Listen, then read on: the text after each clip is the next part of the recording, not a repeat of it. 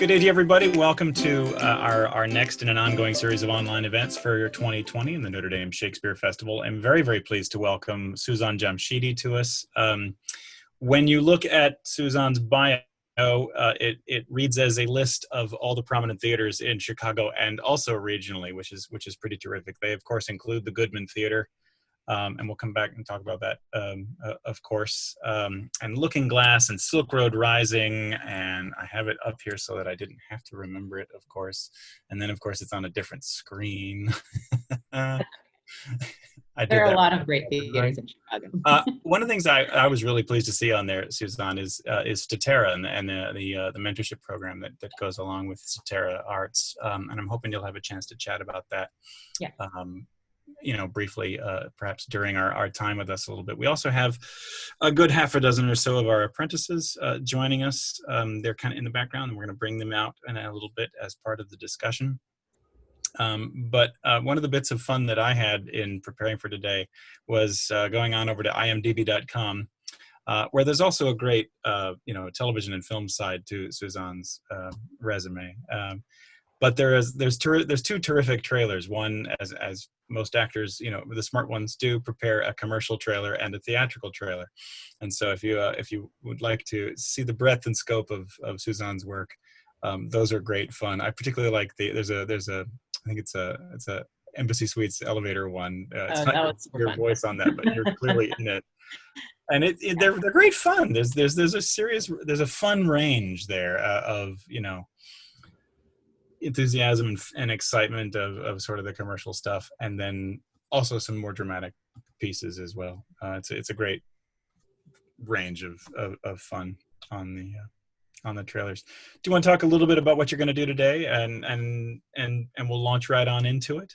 Yeah, I'm going to talk a little bit about professional acting in Chicago and beyond, because a lot of the information I'm going to give you about Chicago is useful other places in LA or New York or even in smaller markets. There's a lot of stuff going on in different cities across this nation. And so I think that the skills, the information, you can transfer that really anywhere. So I'm just going to give a little bit about my personal experience as well. But then I'm going to give you some sort of nuts and bolts of how things are organized and maybe best practices. And then we'll do a little question and answer at the end. That's great. That's great. And some of those theaters, I'm reading about them, constantly right now. You rented Arena Stage, you've been at Berkeley Rep, and a variety of others.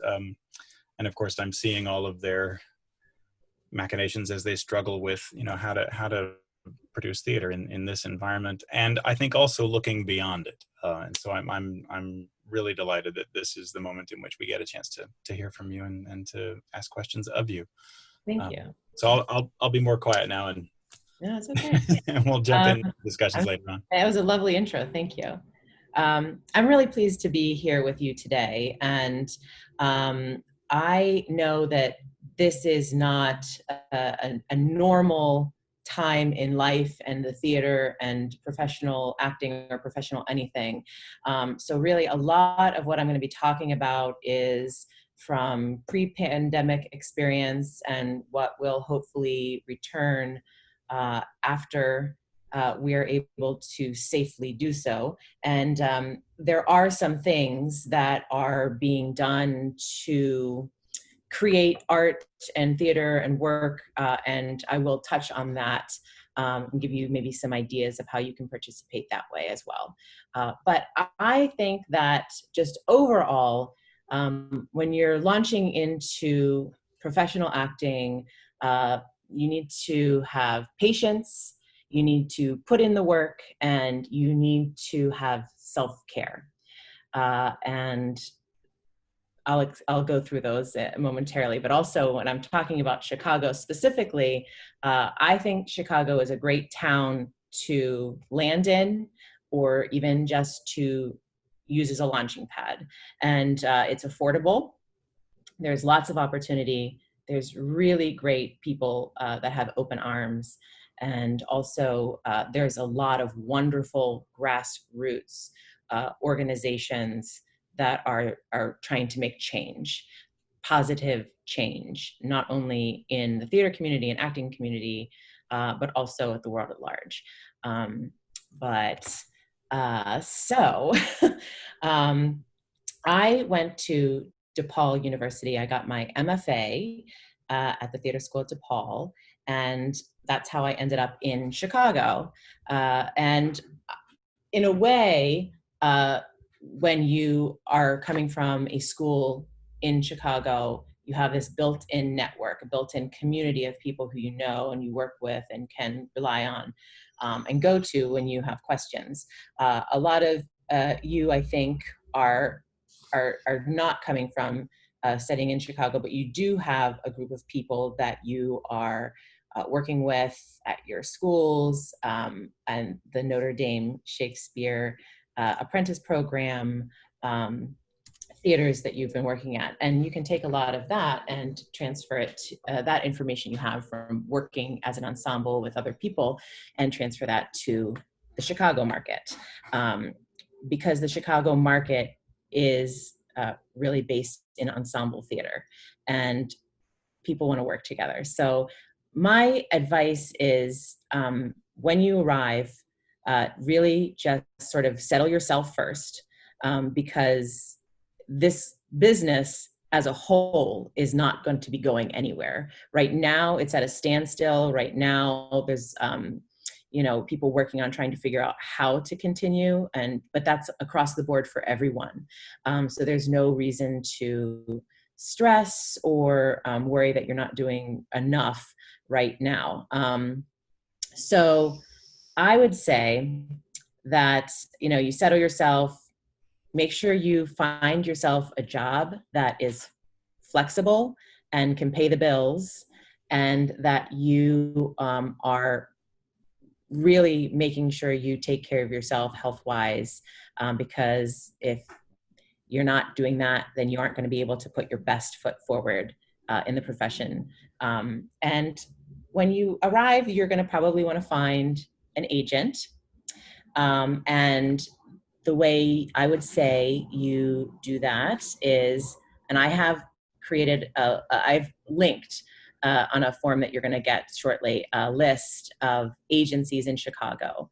And I would, you put your resume and your headshot together, and you mail, I think actually I'm old school, so I was like, you mail it out, but no, that's not really how it is anymore. You have to follow the directions on their website. Each agency is going to have a different protocol, whatever they want to do. So you have to make sure you go onto their website and you read about it. Make sure you read about who is part of the agency, who are the agents, who works for the agency. And then a headshot and resume, you're going to put that together with a cover letter. And there's lots of sounds outside, lots of sirens. I'm sorry, I hope you can still hear me. What you do is you want to make each cover letter as personal as you can. So try to avoid it sounding like a form cover letter.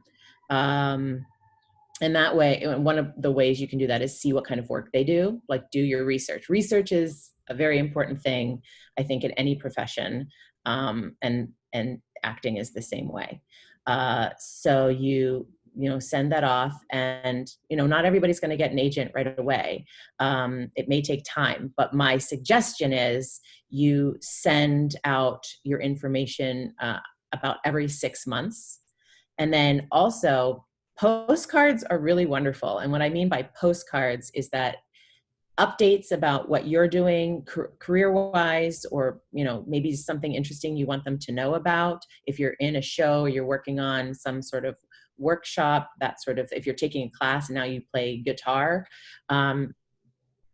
make your own postcard. A friend of mine would take a show postcard, and she actually would glue stick like a piece of paper where she would write what she was doing. And casting agents would actually tell her, oh, I got your postcard. So I do know from everything I hear from people that have done that, from casting agents that they do look at those things. So it's not a waste of time. It's actually reminding people who you are and reminding people that you are invested in this career and that you're working hard and you're professional. So yeah, so I would say that, you know, you want to try and get yourself an agent, and that's not the end all be all though. There's casting directors that you can reach out to as well. I also sent a list of casting directors where you will go to their website, learn about them, and then send them something. You may send them something in the mail, because I'm not sure. I think casting directors, you don't necessarily have a submission process for them, other than, you know, sending in a mailing, but they also, you will want to sort of monitor them, follow them on social media, because they always have some sort of open call. Of course, in pre-pandemic times, like around the Christmas holiday season, there's usually a Toys for Tots situation where you bring in toys or even like food products that they will donate, and then you get like 90 seconds to do your monologue in front of them. So if you're still looking for an agent, you can still get into the minds of casting agents, because you can send them your information and you can show up and do auditions when they have those pre-planned audition days. And then in regards to theater, you know, you don't necessarily have to have an agent or a casting director. A lot of, or you know, get those jobs through casting director. A lot of theaters right now are using casting directors who work in television and film, which is who I was talking about a moment ago. But a lot of the casting directors for theaters are working just specifically with those theaters. So you also will want to go and look at the theaters you want to work at, and you will want to send, you know, an introductory letter to them as well. So it sounds like what I'm, you know, going for right now is that you're going to do a lot of letter writing right off the bat when you're starting, just to get people to know you, sending postcards to keep people, you know, up to date on what you're doing and keep you in their mind. But you would want to get an agent, or try your best. You know, there's union agents and there's non-union agents. Union agents, they'll do both union, SAG-AFTRA, equity, and non-union work. Non-union agents will just do non-union film and television information. It's great to start out. I started out with a non-union union agent. And once you start getting work under your belt, that means you can just, you know, have something more to show a union agent when you're ready to level up in a way. And then I would say the next thing to think about is just getting out there and auditioning and getting yourself acclimated to the community at large. So auditions are in there's so many different ways and different places to audition. One of the places is the Equity building itself. You can crash Equity auditions. There is a couple websites, Facebook pages that will update you if you're non-union on when those auditions are, what times they will be, and even will give you updates from people who are there as to how long the wait is. So, and I'm gonna like sort of branch off here for just a second and talk about unions. And when it comes to theater, there's non-union, there's EMC, it's an equity member candidate, and there is equity. And there are theaters that can use non-union talent, but most of their actors are going to be equity, but then there are non-union or storefront theaters who can't use equity actors. And a lot of really, really amazing work gets done in the storefront theaters. And that is a wonderful way to practice your art, and to meet people and to get noticed. So the storefront theater scene in Chicago is amazingly important. Is you know, there are shows that I can't do as an equity actor right now that I'm like, oh man, I wish I could be in that play, or I wish I could work with those people. But I did. I mean, I had years and years and years where I was a non-equity actor and I worked in those theaters, and it is invaluable, the kind of work they do and the community they build. And everybody that works in those theaters often has some sort of connection with a larger equity theater as well. So I would say, I think I went off on a little tangent, but when you're non-equity and you're going to these auditions at the equity office, it's an investment in time. And that means that you're going to show up, and oftentimes you're going to wait all day. And sometimes you won't get seen. At the very least, usually they take headshots and resumes. And that way, you know, the casting agent at least has your information on file. It's good to always then, usually they have it listed on the door who is in the room watching the auditions. You will want to write that down because you're going to want to follow up with them. Even if you don't get to actually audition, you can say, I was there, you know, I unfortunately wasn't seen. I hope you got my headshot and resume. This is what I'm doing, and I'd love to work with you, that sort of thing. EMC, equity member candidate, you get when you work on an equity show, and there are different rules. So certain smaller equity theaters may not be able to give you EMC points. But when you're EMC, that means that you will be able to sort of be bumped up in line when you go to equity auditions, and you're just going to be building points to become equity. So if you're going to these auditions at the equity office and you're EMC, there's a higher chance you're going to be seen, because you're going to be seen before the non-equity actors. But there's still a possibility you're going to have to wait. All in all, that's one of the main ways to get in front of larger theaters. It's a great way to get regional work, is going to crashing these equity auditions at the equity office. And then other auditions, they are generals, and that usually happens in January, February, March. A lot of the theaters have these generals at the beginning of the year, and you can sign up for them. You have to be monitoring different audition sites, which I have also listed on the form you're going to get. And then something that was started a few years ago is, and I'm going to try to remember, I think it's like the Chicago Unified Auditions, theater auditions.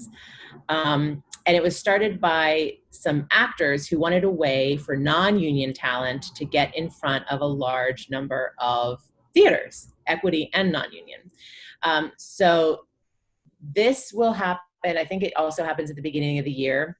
I don't know what will happen in this next coming year, but just keep this information in mind for when things become more normal. And that is a way where you get 90 seconds. Like a bunch of different equity theaters and non-equity theaters will all come and see these actors. And so I also have a link to that in the materials as well. So you're in Chicago, you've settled yourself, you've found yourself a job that is flexible, can pay the bills, and you're taking care of yourself, and then you're like actively looking for an agent. You're reaching out to casting to let them know you've arrived and you'd like to, be seen for any projects they think that you might be right for, and you're starting to go to auditions. You're reaching out to the theaters that you are interested in working at. You're going to generals. You're crashing equity auditions. You're going to these unified auditions, and you're just monitoring the audition sites that I've also sent. And that's like the base start of acting professionally in Chicago or anywhere really. But what you then can do is really go to shows. And there's different ways. I know, like, the thing when you're starting out especially is how do you pay for seeing things? How do you get into shows consistently without, spending all your money? And there's ushering, there are the Saints. People have participated in the Saints, and it's just you usher for a show and then you get to see the show. You can, maybe find a job working at the theater and the bar or front of house. Those are different options as well. And then there's always going to be some sort of like student night and discounts, and a lot of times previews are great times to see theaters. You can even email theaters, because a lot of theaters will want to have invited dress or paper house for something. And paper house means that they have a reviewer or somebody coming in, a producer that's coming to see the show, and maybe they didn't, completely sell the house, so they want to look like they have a full house, so they'll offer tickets. So you can always email and say, is there a list that I can get on that, when you're like giving away tickets? Doesn't hurt. So let's see. Yeah, so I'd say seeing as much theater as you possibly can is a great way to get to know the community, to get to know the work that's happening, to get ideas on monologues. So that's another thing, is the work that you are, putting into what you're presenting as your, when you're presenting yourself to agents and casting directors and auditioning for work, is, really try and be as honest to yourself as you possibly can. A lot of, the most positive feedback I've seen on auditions are when it's sort of unique stuff. If you feel comfortable writing your own material, there's nothing wrong with that. In fact, people have had a really great, people have had great feedback when they have had their own material that they've written for themselves. But also, try and, especially when you're going to see shows and storefront, especially, you're going to see a lot of new work. And when you see new work, you're going to see new materials or writers that excite you. You could reach out to those people, and, oftentimes they might charge a fee, but you say, I'm interested in having you write a monologue for me. Or I love that play, I'm going to use this monologue. You don't have to tell them that, but if you need the material, that sort of thing. And a friend actually said that a great way to get sort of unique contemporary material is even television shows. What she does is she will be watching something and decide she really likes a monologue, or she likes a part of a scene, and she will write it down. And you don't have to say it's from a television show. What she does is she says the title of the episode, whatever the episode title is, she says it's from this. So nobody will know.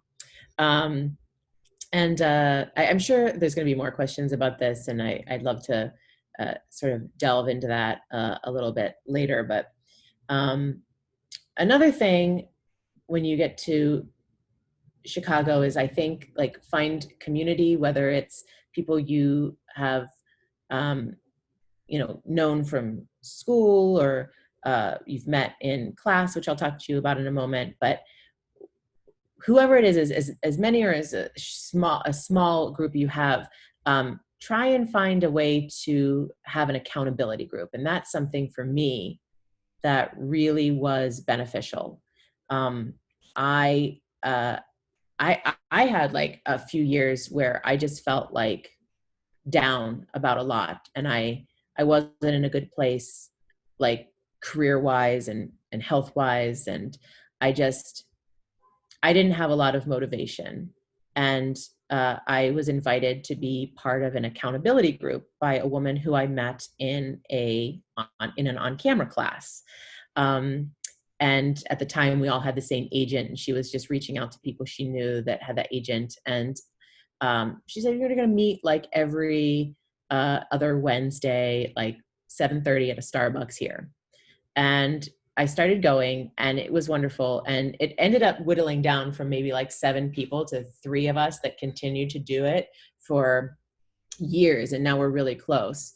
But that way you can say what you want to work on, what you, have done so far, just keeping each other accountable. Like, have you reached out to that person? Oh, I have ideas about microphones. Oh, I suggest this, that, and the other thing. Or what are your goals? And let's talk about them. An accountability group, as big or as small, as even just one other person, is, I think, very beneficial. It's benefited me a lot. It really inspired me, gave me ideas, and really got me out of the funk that I had been in many years ago. And I think that my career really benefited from that. So then also, I would say classes are important, and that is another thing that is hard sometimes to take, especially when you're coming out of school. I know it was hard for me. I'm like, I just got my MFA. I'm like, I don't need to go into class again. And you don't want to like jump into constant. You don't have to jump into constant classes. There might be some people that that is a possibility for them. They're able to afford it. They have the time. But I would say that a good on-camera class is very important, and definitely improv is very important, because especially casting directors for commercials, they want to see that improv on your resume. If you don't have any improv on your resume, it's going to be really, really hard to get in front of commercial casting. And also, it's probably going to be a little more difficult to get an agent if you don't have improv. And now I was terrified of improv when I first started out, but there's a lot of great classes. Second City has an improv for actors class. There's like 2 classes in the series for improv for actors. And you just have to show that you have acting experience, and then you're not just a, person that works in accounting and has decided to, be an actor a week ago. But if you feel like you want to go through more classes in improv, they do have, I think, a series of classes like 1 through 5. And I took a lot of my classes. I'm not sure. I didn't actually do the research again before this into that. But when I took improv classes a while ago, I took them mostly for free or cheap, because I volunteered my way through class. And Second City has a program, at least they had a program, where they have volunteers that help out in the building itself, maybe directing people to different venues in the building on a Friday or Saturday night. But also they have volunteers out in the community. I remember I went and like did a community garden once. There's volunteers at animal shelters. They have their name on a lot of volunteer opportunities. And I think it was like every time you volunteered, you got 10% off a class. And I just had a lot of time on my hands and during that period of time. And I volunteered my way through class. But yeah, on-camera class is very important, because theater acting and on-camera class and on-camera acting is really quite different. And the sooner you sort of can figure that out for yourself, that's going to be beneficial to you, because it's just like, it really is just a lot smaller when you're on camera. And there's a lot of great classes. I'd say the Green Room Studio, which I've also linked, Vagabond, Acting Studio. There's a lot of great on-camera classes. Green Room Studio in particular, a lot of the teachers are also working at O'Connor Casting, and O'Connor Casting does a lot of commercials. So I would always say, try and take a class at the Green Room. I'd say try and take improv at Second City. I would say try and take a lot of casting directors. They will do independent workshops. I specifically recommend AJ Links, who is an agent at is a casting agent at PR Casting. She's amazing. She's full of love and wants everybody to do great. And she's got a lot of wisdom, and I can't recommend her highly enough. They're all, Matt Miller is another, he directs a lot of commercials. He came from the theater world. He now directs a ton of commercials. He helped produce a web series called Teachers that then got picked up by, I think, TV Land, and they had 3 seasons on TV Land. But so he directed those, and he's a wonderful resource. He does workshops every now and again.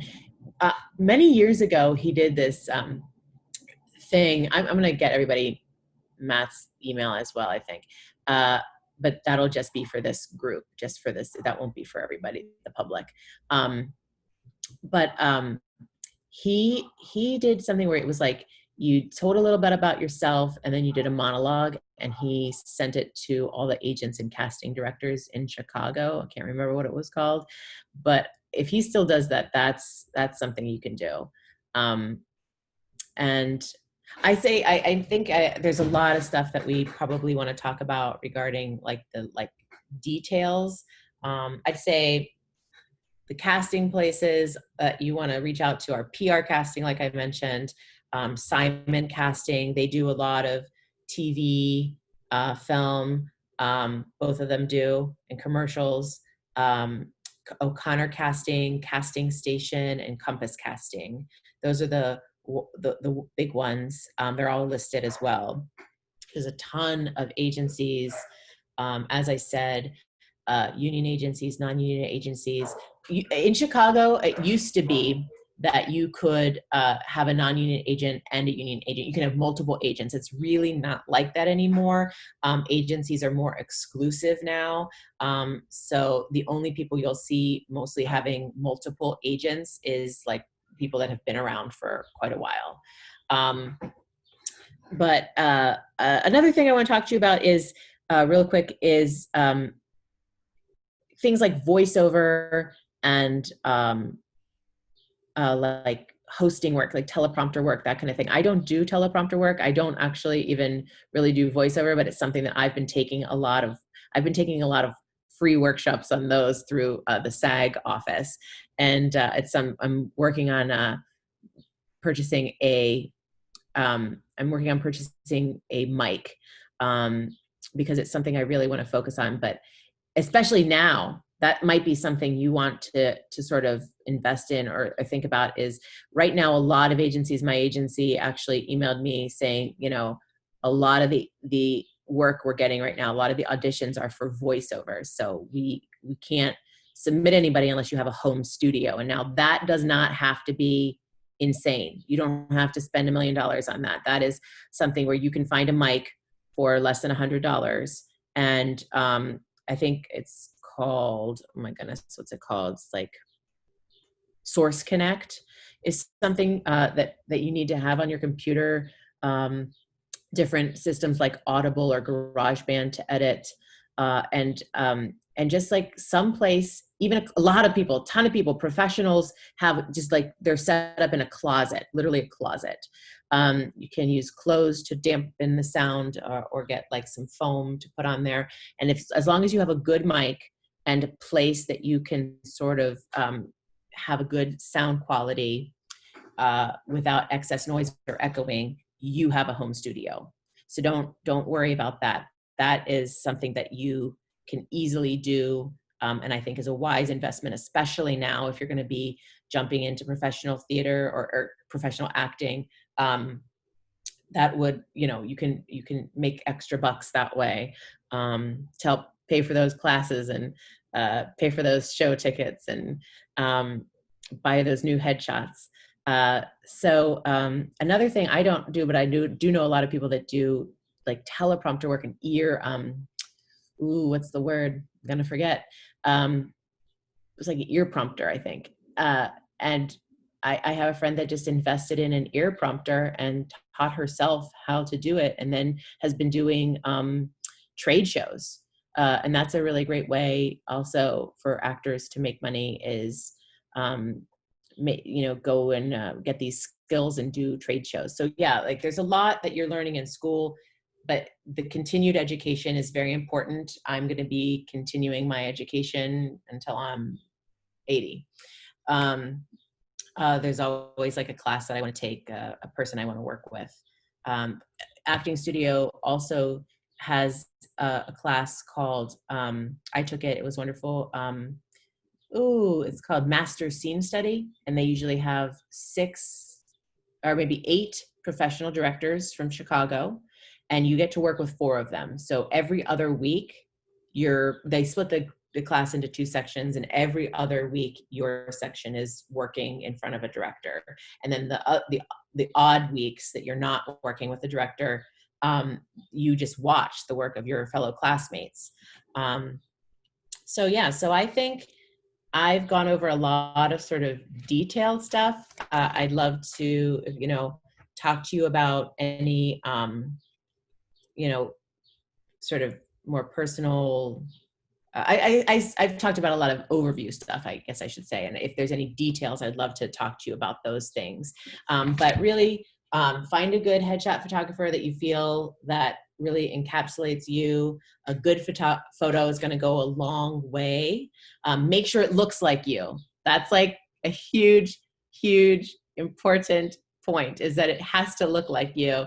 If you don't wear winged eyeliner, don't have winged eyeliner in your headshot. If you change your look, find somebody that that takes good photos, and you're going to have to get the new look. Because I know agents are so worried about now, like, people are in quarantine, their hair is different, they've shaved their head, they have insane hair now. Like, they want to see you as you, because that's something that really throws off. I know they should take it at face value when they see you in the room, but it really throws off casting directors and agents when you don't look like your headshot, and they get really upset about it. So don't go crazy. Like, don't the stress. I think that's another thing I want to say, is don't stress so much, because it's so easy to feel like you're not doing the right thing. It's so easy to feel like you said the wrong thing or you didn't have the right material. But really, it's a long game, and there's going to be ups and downs. There's going to be a lot of failures as well as wins. So my experience, I'm currently with an agent that I love, and they've been great to me. I feel like they see me for who I am. They listen to me. I'm not afraid to tell them what I want. I had been with an agent many years ago now, but I had been with an agent that I don't think understood who I was and wanted to put me into a box, and just personally, on a personal level, did not communicate in a way that I thrived with. I didn't find them to be somebody I could really feel comfortable with, and that just led to not like not being productive, as productive as I could be, and being scared of my agent. And that's not what you want. You really want to find a place where you feel comfortable, and where you feel like you are thriving, instead of sort of hiding and not putting your best work forward and being scared to be in the room with them. And like I've been dropped by an agent, and I still have a career. So that's something I want to tell people too, is that like it feels devastating when it happens. And I think that's one of the reasons I sort of went into a year or two of feeling really down, that I had mentioned earlier, is that I felt like, oh my gosh, what do I do now? Like it's embarrassing. Everybody thinks I'm a failure. All the casting directors know, like nobody, no, it's not it at all. Like it happens to a lot of people. There are a lot of great talents. There are a lot of people working professionally that have been dropped by agents. And so I think that's something I really want to impress on you, is that it's not the end of the world. Even if you don't get an agent right away, it's not the end of the world. You're just establishing yourself in Chicago. You're doing the work. As long as you keep plugging forward and with positive attitude, I mean, not everybody's positive all the time, so I don't want to say that, but I mean professional attitude. Professionalism is very important. And, show up, respond. And I guess one of the things that Grant had said earlier is ways to connect. I want to and learn more is organizations like Statera, and that is an organization. It's a mentorship organization. It's for women and non-binary individuals in theater and film. And if anybody's interested in that, they usually have one class. It's 6 months. You're connected with a mentor, or you could be a mentor yourself if you feel like you have information that you're comfortable imparting on somebody that might be newer to the field. And it's like a 2-hour commitment a month. You're just supposed to connect either phone or now, was like have coffee or see a show together or walk, but now it's usually over Zoom, that kind of thing.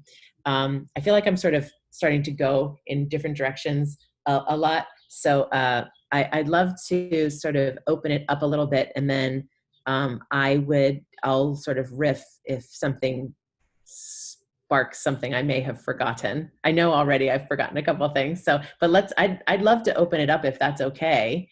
And then we can have questions and comments, and then I'll throw in random things here and there. Is that okay? That's absolutely great. You want to invite our students to join us? Yeah. Is there anything I need to? We can do that, sure. For those of you who would like to go ahead and turn on your cameras, go ahead, do it this time. That's a ton of great information, Susaan. Thank you. I wanted to let folks know that for the links that she mentioned, we'll be able to include those in the chat once this is available on our YouTube and our social media channels.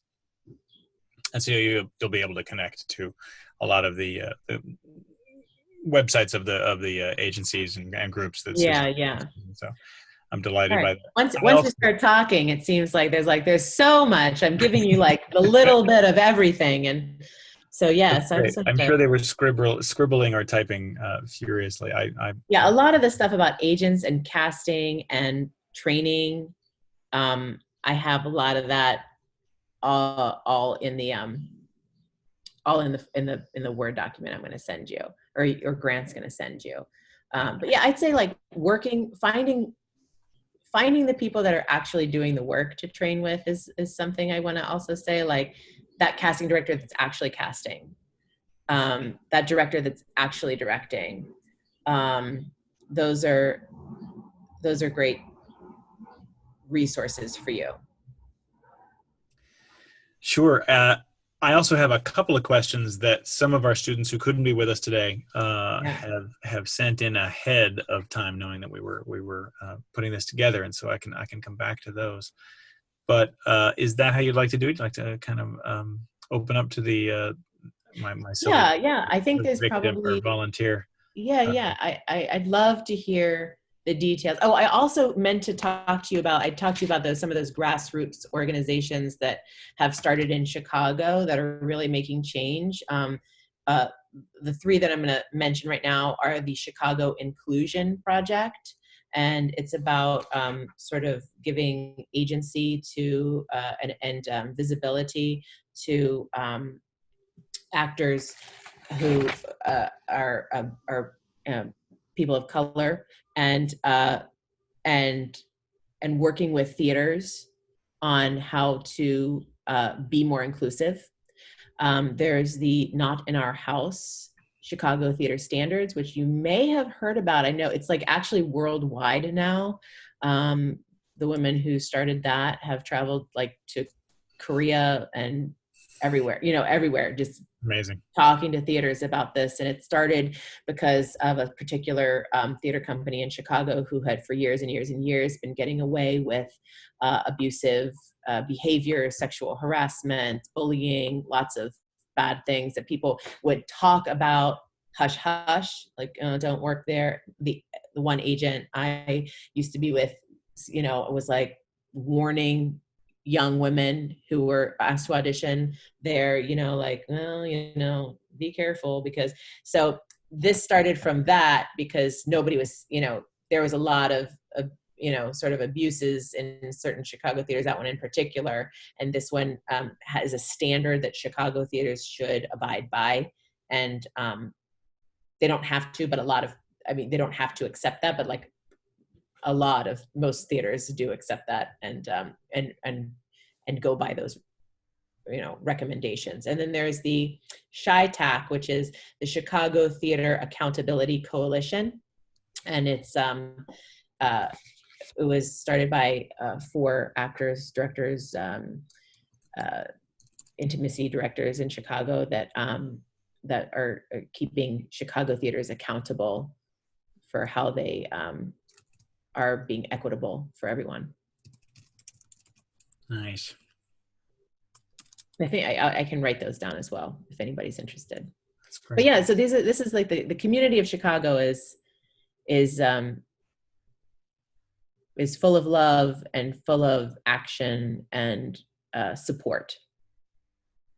It's a great place, and you take that wherever you go, because there's communities of Chicago transplants in LA and New York, and they all help each other and support each other, and it's an energy. It's a way of preparation.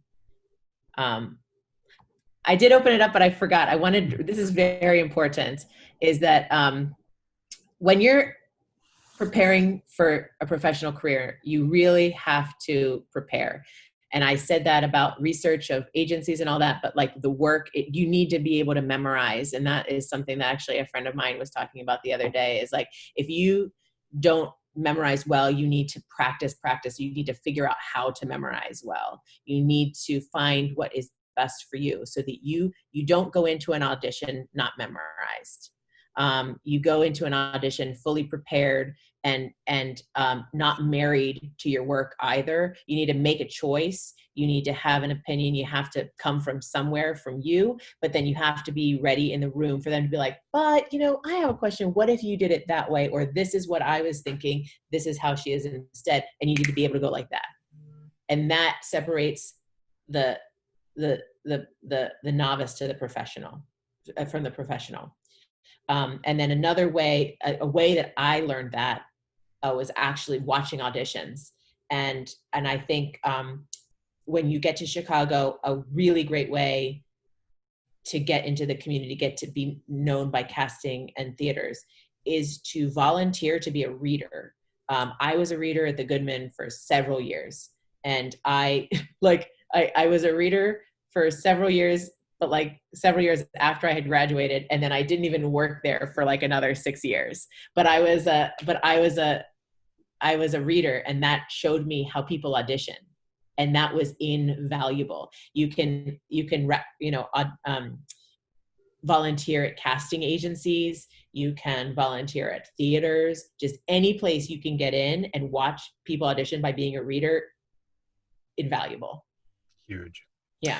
That's becoming something of an artistic home for you. Perhaps I don't mean to put words in your mouth, but at the Goodman, and I thought my first question there might also connect to the extensive Notre Dame network. You were in a show in The Winter's Tale recently Yeah. at the Goodman with one of our former apprentices of the Notre Dame Shakespeare Festival, Xavier Bluell, who played Florizel for us at Notre Dame in the Shakespeare Festival in 2015, and then later went on to play the same role in a production with you at the Goodman. Yes, he did. He's wonderful. I don't know. Does anybody know Xavier? I didn't actually ask a question, come to think about it, but I just Yeah. wanted to point that out. Yeah, But that's is that feeling like a bit of an artistic home for you now? You've done a handful of I've shows there. always felt very comfortable there.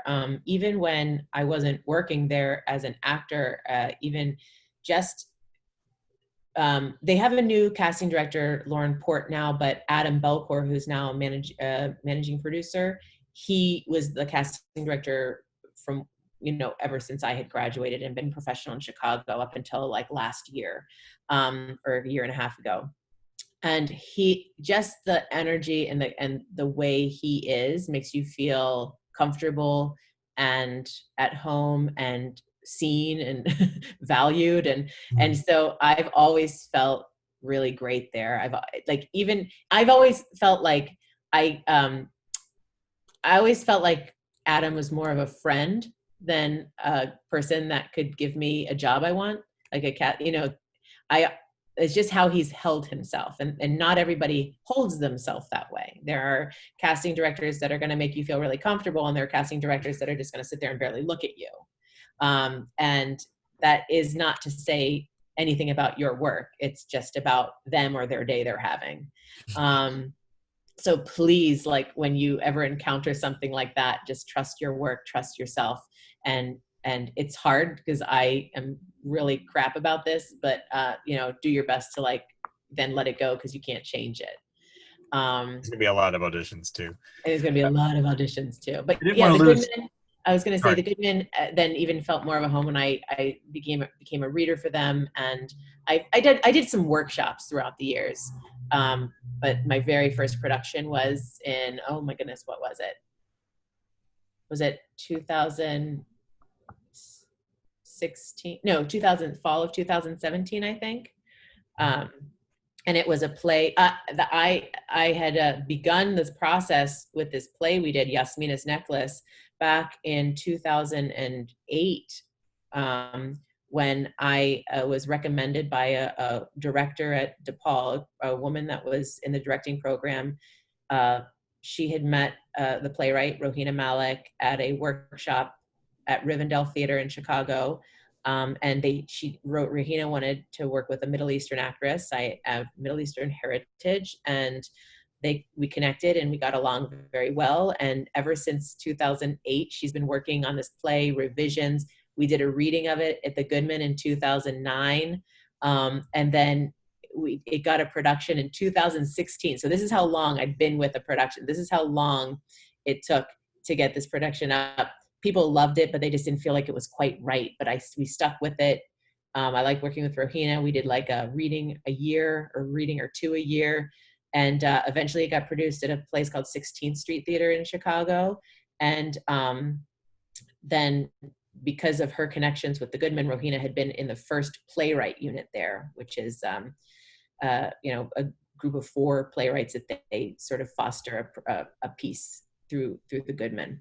And they knew Rohina from that. Bob Falls came to see the production, decided he loved it, and produced it at the Goodman. So that's how long it took. It took me 9 years with this show to get into the good, for Rohina and this play to get into the Goodman, and I got to go with it. But then from there, it really is about, like, prepare and audition and having fun. And my Winter's Tale audition, I just had a lot of fun. I think Bob saw that and connected with that, and knew me from Yasmina and trusted my work. And it's just building relationships. It's building relationships. And that can be from, like, accountability group, talking to people, volunteering, to work, going to shows and meeting people after. You're just building relationships. It's literally patience and relationships and work and the putting in the work. Let's do some of that relationship building right now. I didn't want to lose Kendra. I saw a hand go up a ways back as we got everybody onto the call with us a little bit, and so I wanted to make sure that I did not forget you had a question for Susaan. So hi, Susaan. Hi. I just wanted to ask a question. So being that you are an actress working in Chicago, I currently reside in Chicago. I'm actually from here. So I just wanted to know, like, what is your advice to a college student such as myself, or a former college student coming out of the educational process, trying to get a footing in the industry? Like, what would be your advice on like how to go about doing that, or like tips? Yeah. So like small things other than like the big things of trying to get an agent, trying to get yourself at least in the minds of casting directors, crashing auditions. There are some really great opportunities for small groups, like it's called the Backroom Shakespeare Project is one of the groups I'm thinking of. You can just get on their mailing list. They haven't done anything. They did one thing right at the beginning of quarantine. They did like a Zoom or like, self-filmed production of, I think, Midsummer. But what they do is it's professional actors, no director, no rehearsal, or one rehearsal. I forget what there's like a tagline, but I've done it a couple times and it's super fun and you meet a lot of wonderful people and it's a great way to practice and kind of get into like a group that you can know and like, follow careers and get known so that you're considered for other things.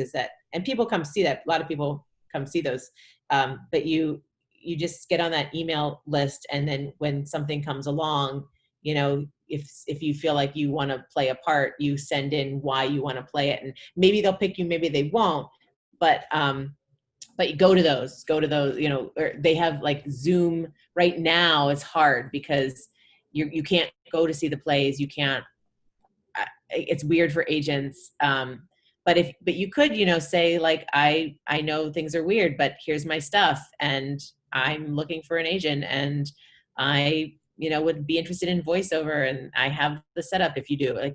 But I'd say just look for those organizations that are sort of self-created by artists, like the Backroom Shakespeare. There's one that just started, and I'm going to write down to remember to tell you this. There's a new Shakespeare Facebook page where people are just posting stuff, and then every now and again they will decide they're going to do a Zoom reading of a play. And so I would try and join these groups and become active in a way of, just trying to see who's on there and seeing if you can participate in a Zoom or creating your own work. Do you have a group of people that do you have something you're interested in producing? Like, have you always wanted to read a play? A couple of friends of mine, Celeste Cooper, who's now an ensemble member at Steppenwolf, Lenice, who I mentioned, who's in the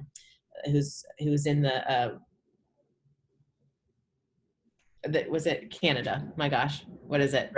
Stratford Festival production that you're of watching, and they did a play. It's just like an in-house, like just like a group of friends of theirs, like 30 people. They did a Play Curious play reading when quarantine started, which was I'm interested in reading this play, or I've always thought of this play with POCs instead of just, like Streetcar or something, like what would it be like? And let's just read in-house. It was private, it wasn't public, but it was a group of people that some people I knew, some people I didn't, but it was really cool to get to know and work with them. So I don't know if I'm answering your question totally. I would just say, I would look at Backroom Shakes. I'm going to send you that other Shakespeare link just to like get you started, getting to know people. I would say do your own stuff. Look up Celeste Cooper. Celeste Cooper, I mentioned, she's the Steppenwolf Ensemble member, but she's also like just a community creator. And she is, she's been doing this series called Be That Light. And it's like different artists sharing their work via like Zoom platform. I haven't watched any, but I've been seeing her advertise them. But she's a community creator, I would say, and she is a light. And if you're interested in like kind of seeing community come together to create, that's a great way. Is there anything other specifically you might want to talk about that I'm not addressing? No, I think the information you gave me was well received, and I'm gonna look into Backroom Shakespeare and Celeste to see what I can do to kind of start. I mean, follow her online, like, or just reach out and say, Susaan, like, told me to reach out, and like any of you, not just Kendra, like any of you, like to say, Susaan was saying, like, reach out. Honestly, like, try and reach out to, like, there's oftentimes workshops that are going on over Zoom right now. And I just took one with Matt Miller, who I had mentioned. It's called Find the Funny Commercial workshop. It was 2 days. And I think that's a really great thing to do, because even while we're not able to go out and see things or take a real class, like, you're going to be able to get to know a really great person involved in casting. So look up like acting studio, look up those different like green room studios. And sometimes they're having, follow them on social media if you have it, if you want, because they'll often times have like maybe a free webinar.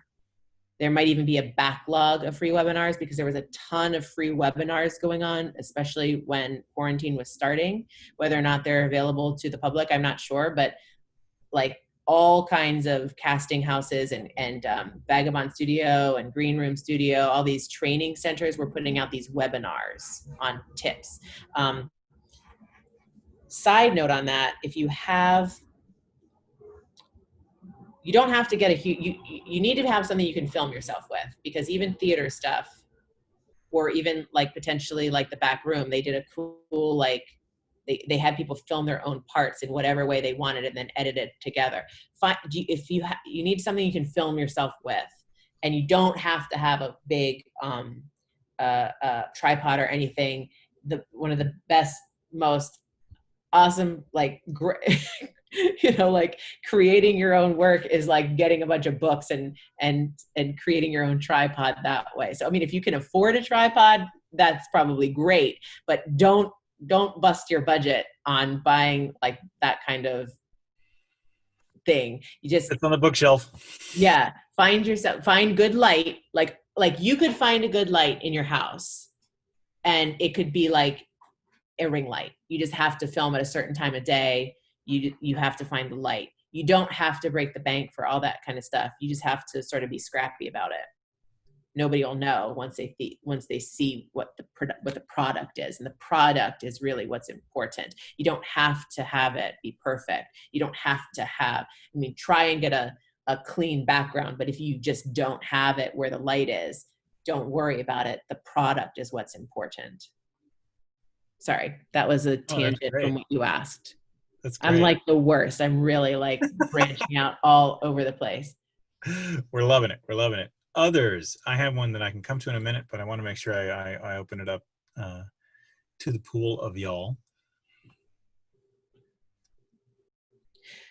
My husband told me to tell you this, and I'm going to forget it if I don't say it now, is he said, learn to do your taxes, because going along with making sure you find something that can provide you with stability, you're going to have a lot of gig work most likely, and little like different 1099s and this kind of thing coming in, and it kind of gets crazy. But try and figure out, like, prepare ahead of time. And what we were talking about is that, like, you need to be able to save for that, because a lot of the work you're probably going to get won't be taking taxes out.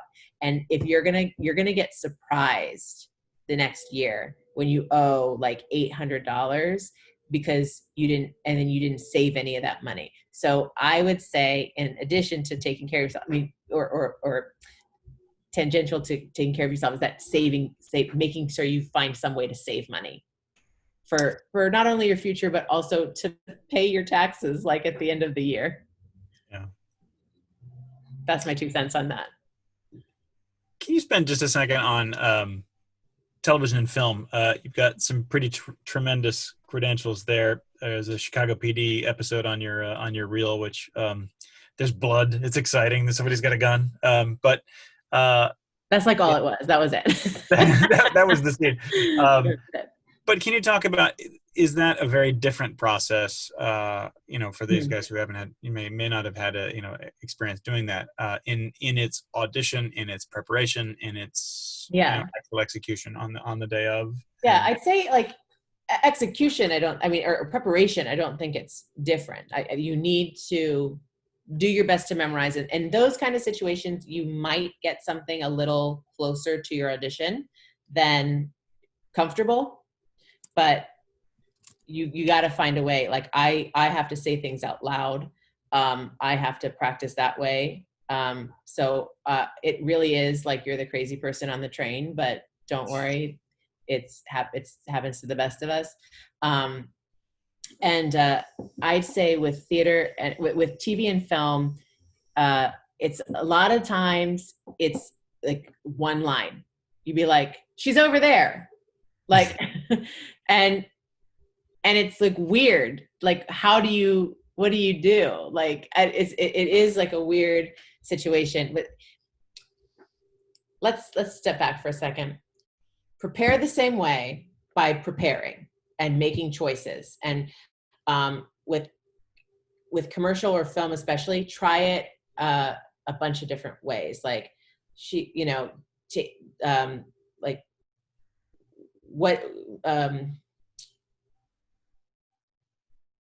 find different ways in, like, what are your wants, and like change those up and practice it at least 3 different ways so that you can give different reads. And then if they want something, you can feel freer to also like switch on your toes. Those are really a lot faster, most likely. One of the things that I just heard from Matt Miller when I was taking this workshop a couple weeks ago was like, sometimes you walk in a room and there's like a tension when it's like, and he said oftentimes, like especially with commercials like those, the ad people might just have wandered into the room from the plane and haven't even gotten a chance to like talk with the director, and then you're jumping right into auditions. And sometimes there's a disconnect where the producing entity is not maybe having the same exact vision as the director, and so you're getting that from them and it's not about you. Like, it's just, and that can happen anywhere.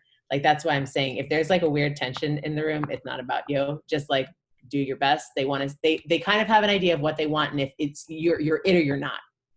So just prepare your best and forget about it. But like I said, you're going to have like a headshot that looks like you. Oh, Actors Access and casting networks. I totally should like mention those things. Actors Access and casting networks. Get yourself up on those. You will be able to find auditions that way. And I would say also something I think is important is, and it's also on the list you will get, is finding ways to get yourself on film, even if you don't have an agent and can't go to a casting place, is that student films. There's a lot of film programs in Chicago, and they always need actors for their projects. So find a way to get yourself on camera, even if it's producing something with your friends, and create some sort of reel. So you want to get a reel and you want to get that up on Actors Access or casting networks. I mean, it's not absolutely 100% necessary when you're starting out. Don't beat yourself up if you don't have anything. Just try and get yourself something somehow. And if you do a student film, really be relentless about making sure they get it to you, because sometimes they're bad about that. So Actors Access, casting networks, having your information up there, headshot, resume. I would say just it's smaller when you're there for on camera. So I remember years ago one audition that I went for Chicago Fire, and it was literally like he's not breathing or something, and I like got down on the floor, and the casting director was like, no, don't do that. It's not about actually, you don't have to don't bring in a prop. Just don't do it. And it's not about like acting it out. It's about indicating it's about being in the moment, reacting to the situation, but you don't have to actually like get down and like do chest compressions, like unless they say, I want you to do this. You can always ask them, like how far would you like me to go with this? Or you can even ask, where's the shot? Sometimes they'll tell you like, is this full body, or is this here? Trying to think. 2-shot portrait or. Yeah. I mean, sometimes you just go in and do your thing, unless it's like something like, if it seems like weird, I hate those when it seems like it's a big thing that's supposed to happen with like one line. You're like, what do I do? So you have to do your best to have that energy and that situation come across with as little as possible. And there's also don't underdo it. Just be like real. Like it's hard. Everybody's going to tell you the same thing. Just don't be big. Like film yourself. That's my tip. There it is. I was like, there's a tip somewhere. Film yourself.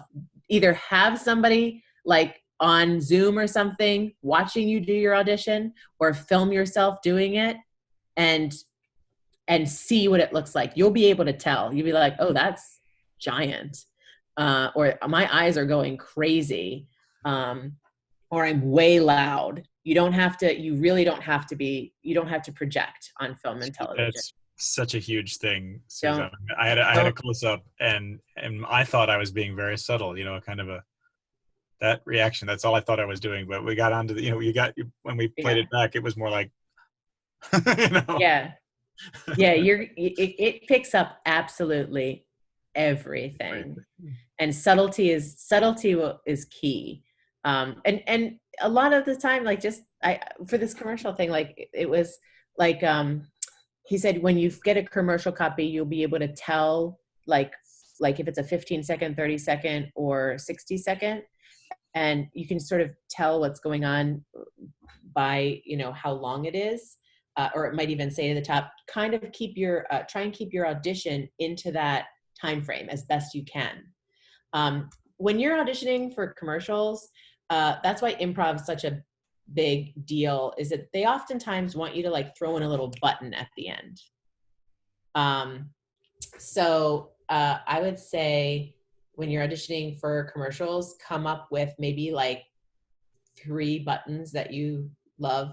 And a button is just like, you do the commercial and then like it's done, and then you like,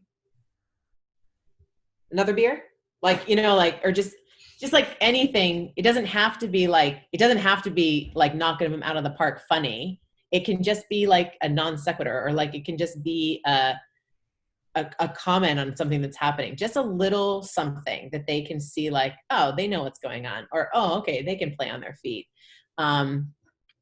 And sometimes you can do that within the body of the text too. But it was recommended that you always give them one take that is exactly what they've written. So for the example, when I was taking this workshop, it was like 2 lines that I was supposed to say it was a Lowe's commercial that they did. And I forget her name, Michelle Tafoya. Is she a sideline interviewer for the NFL, I think? She's in the commercial, and she's interviewing a Lowe's worker who has just done a last minute load into a truck that, you know, they weren't expecting. It was really hard. And she's like interviewing them like they just won the big game. And it's just 2 lines. And then they, in parentheses underneath, they give you like alternate lines. So clearly that indicates to you, this is ripe for improv. But when I did it, I made a mistake of like going crazy with improv. I like improvised the whole thing. And he was like, well, you want to give them at least one take. That's exactly what they wrote, but maybe with like a button on the end. But then like for subsequent takes, feel free to sort of put your own spin on it, but don't go overboard. You know what I mean? Like, unless they say improvise the whole thing, like you don't have to like try and make too much of an impression. You don't have to say, I'm this clever. It really does come down to, it's when you're acting professionally, like it's about the reality of the situation. And then you just adjust that for film or television. So when you go into an audition, you know, just be prepared and then be ready to switch it up. Come with some ideas on how to switch it up, and know what the style is. People always say, like, look up the director. What do they do? Look up this show. What's the style? Is it farcical? Is it a dramedy? Is it sci-fi? Is it what is this? Is it, you know, just a pure comedy? What are they going for? What are they going to want to see? Have I answered these questions? I don't even know. That's great. I have a follow-up, actually. It's kind of not a follow-up. It's the question from our apprentice who couldn't join us, Jacob Chan. And it's about casting, and it's a good question. And I'll bring it up here. My question, Susaan, I'm Chinese, and there's a lot of efforts being made to pull away from stereotypical Asian archetypes. How do you manage expectations based on your ethnicity and any presumptions made because of your name? A follow-up, if you have that struggle, how does it present itself in theater versus TV and film? Yeah, that's a great question. And it's something that has been struggled with for a long time, and people are really trying to make a difference, especially with some of these inclusion project and Chi-Tech. And so me personally, I have felt like I get put in a box sometimes, especially with that agency, that I felt one of the reasons that I didn't feel comfortable with them is I felt like they were like, you're a Middle Eastern person, that's all we send you out for. I even had a situation where I asked to be seen for like something in Miracle Worker, and they're like, you're not Irish. And I'm like, what? I could totally play it. I mean, I like, you know, just wanting to see you, it's easy, right? That's like the lazy version, is like they want to see you as a certain way, and then that's all you're going to do.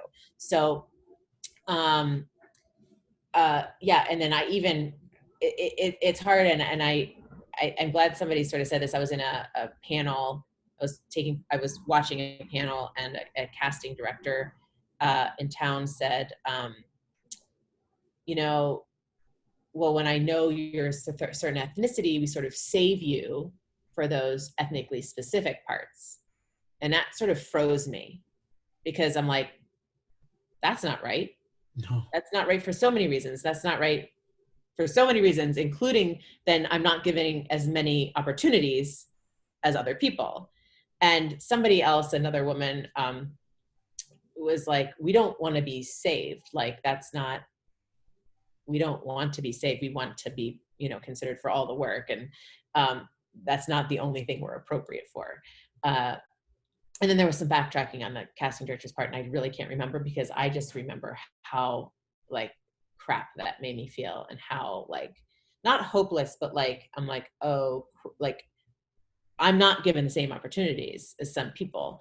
And so it is being addressed. And I think, like, especially with stereotypical stuff, like it may seem hard when you're like given an opportunity for an audition, but if you find that particularly offensive, and you find that it is very stereotypical and it's not something you want to partake in, and I just turn it down, because it's not going to affect you.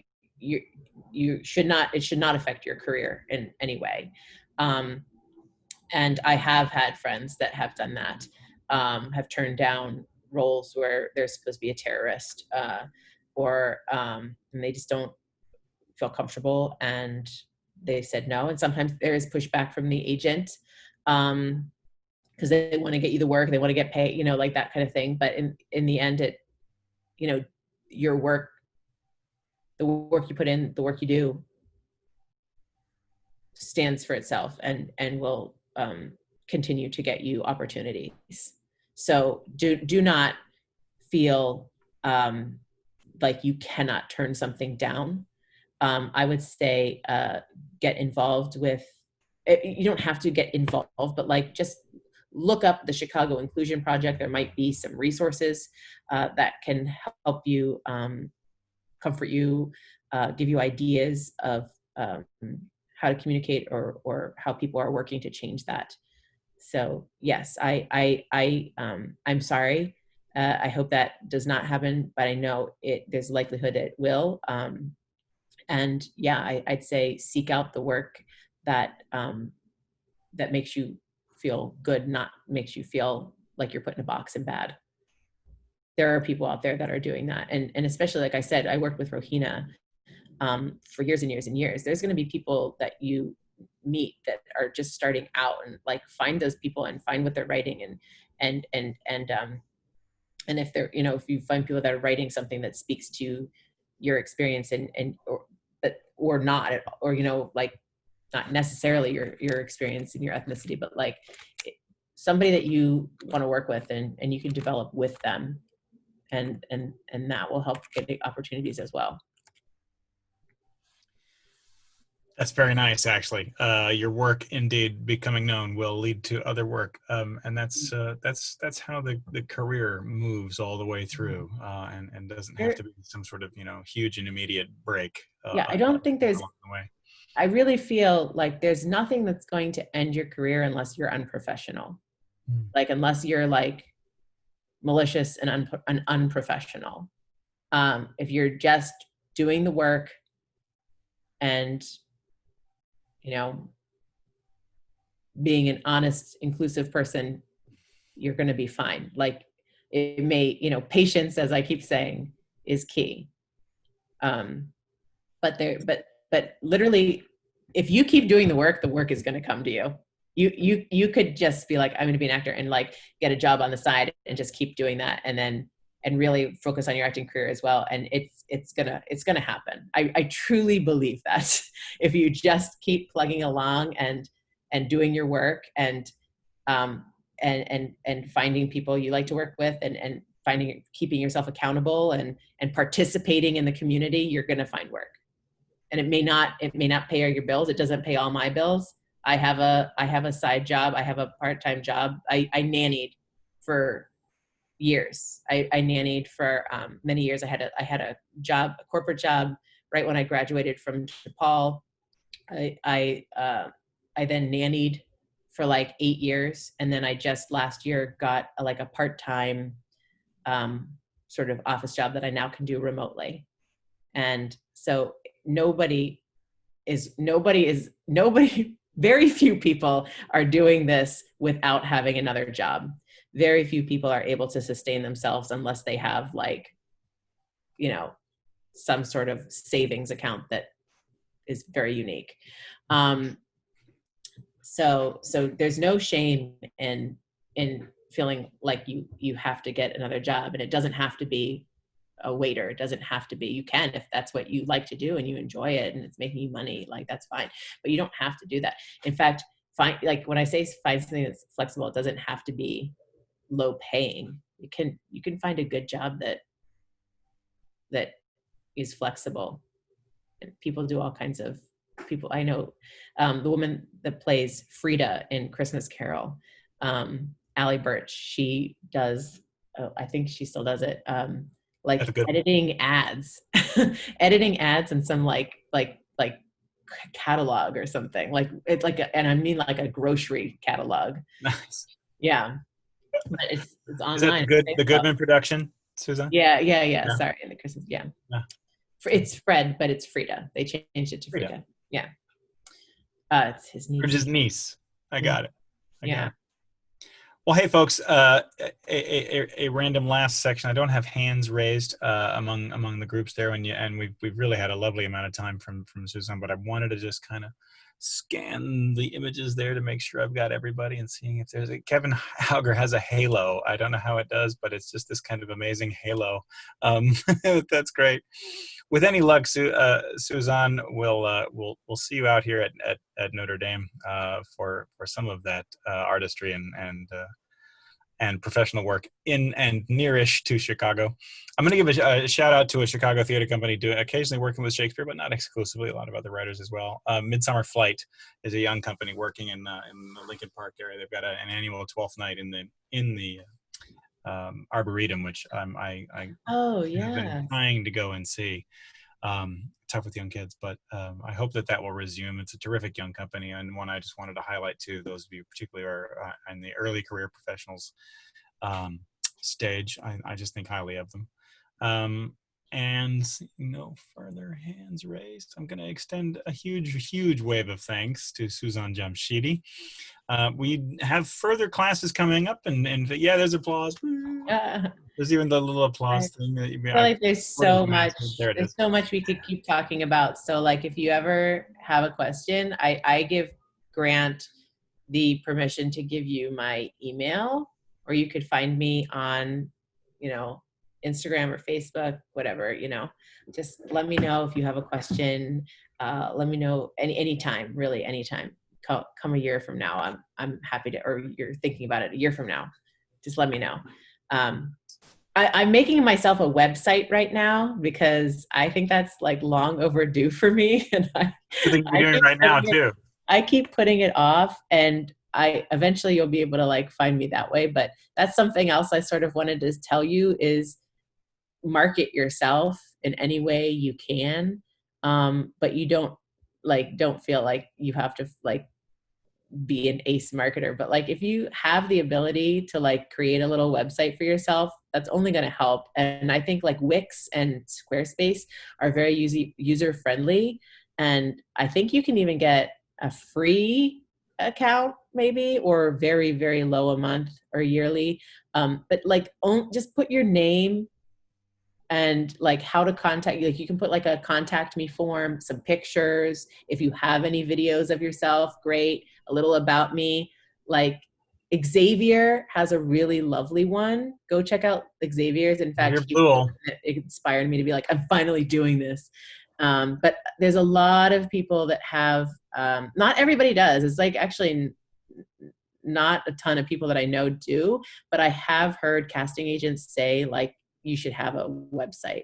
So I would say I overthink things constantly, and I've overthought this, but I started like a week or two ago, and I'm going to finish it next week. I swear I'm going to finish it. But I suggest try that.